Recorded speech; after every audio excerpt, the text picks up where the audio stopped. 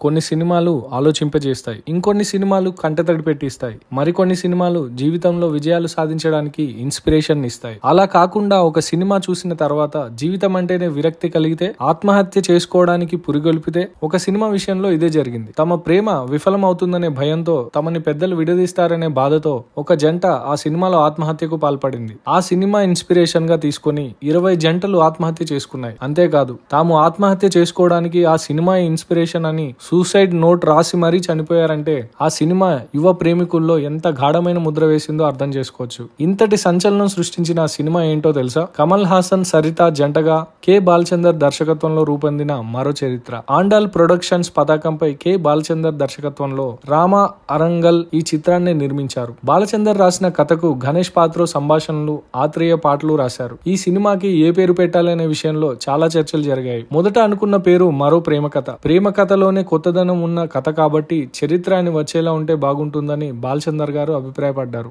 అప్పుడు మరో ప్రేమ చరిత్ర అనుకున్నారు. టైటిల్లోనే ప్రేమ అని ఉంటే లవ్ స్టోరీ అని తెలిసిపోతుందని ఫైనల్ గా మరో చరిత్ర అనే టైటిల్ ను ఫిక్స్ చేశారు. ఇక సినిమాలో నటించే నటీనటుల ఎంపిక మొదలు పెట్టారు. హీరో కమల్ హాసన్ యువ వితంతు పాత్రలో నటించేందుకు మాధవిని ఎంపిక చేశారు. ప్రధాన కథానాయక పాత్ర కోసం మొదట జయప్రదను అనుకున్నారు, కానీ కుదరలేదు. ఆ తర్వాత దీపను అడిగారు. బాలచందర్ అడిగిన డేట్స్ ను అక్బర్ సలీం అనార్కలి చిత్రానికి ఇచ్చేశారు దీప. ఎంత ప్రయత్నించినా డేట్స్ అడ్జస్ట్ అవ్వలేదు. ఆ తర్వాత 160 మందికి స్క్రీన్ టెస్ట్ చేశారు. సంగీత దర్శకుడు టి చలపతిరావు బంధువు కుమార్తె అభిలాషను ఒకసారి గణేష్ పాత్ర చూశారు. ఆ అమ్మాయి అయితే బాగుంటుందని ఆయన భావించారు. ఆండాల్ ప్రొడక్షన్స్ ఆ ప్లేస్ లో ఆమెను బాలచందర్ కు పరిచయం చేశారు. పొట్టిగా నల్లగా ఉన్నప్పటికీ ఆమెలోని చలాకీతనం, తెలివితేటలు బాలచందర్ కు బాగా నచ్చాయి. సినిమాలోని క్యారెక్టర్ కూడా అలాగే ఉంటుంది కాబట్టి అభిలాష కరెక్ట్ గా సరిపోతుందని ఆమెని సెలెక్ట్ చేశారు. ఆమె పేరును సరితగా మార్చారు బాలచందర్. ఈ సినిమా షూటింగ్ అంతా విశాఖపట్నం పరిసర ప్రాంతాల్లో జరిగింది. 1978 మే 19న ఈ సినిమా విడుదలైంది.